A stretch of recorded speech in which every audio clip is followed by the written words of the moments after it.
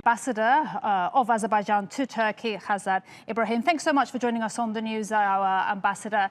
How can this conflict be resolved diplomatically?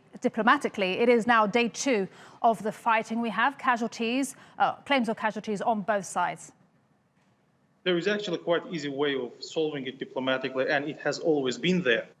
For the last 27 years, the territories of Azerbaijan are under illegal military occupation by Armenian forces, and that fact is internationally recognized.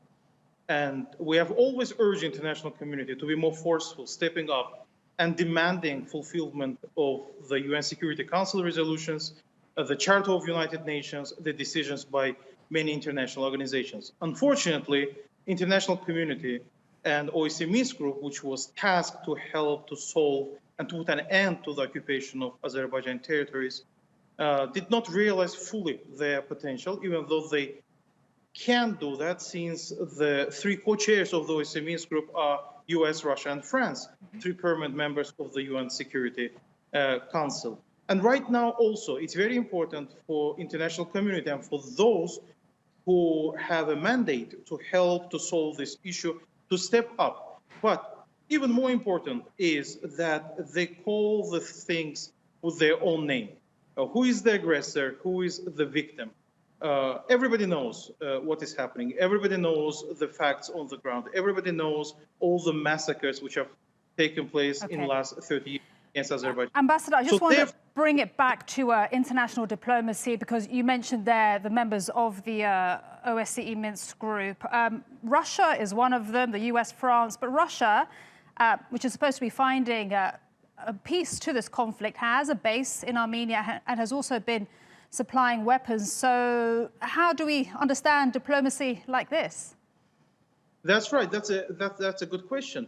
So when we're having military supplies, when we have military bases, so yes, that could be the choice of the countries. Nobody can force anybody to leave or to join any collective defense organization. But from another side, if you want to be the honest broker, you have to work, or you have to move in line with the norms and principles of international law. And to that end, for the UN Security Council resolutions you voted for.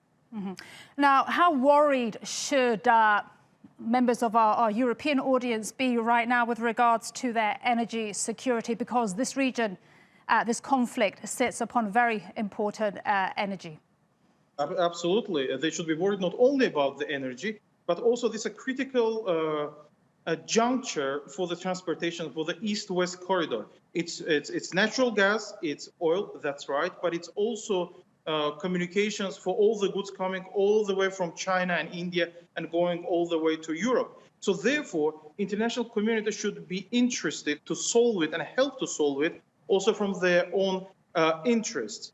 The problem is that when you step up, you should not just say, well, we should solve it diplomatically. Diplomacy is important, but again, I want to reiterate, international law is even more important. But at the same time, it's not just energy, it's not just communications. It's also the norms and principles. Because we know from the history, if massacres happen in one place, when civilians are killed in one place, then others get encouraged and do the same atrocities in other places. So I don't want to reiterate the famous phrase of Hemingway, but tomorrow we can ask for whom the bell tolls.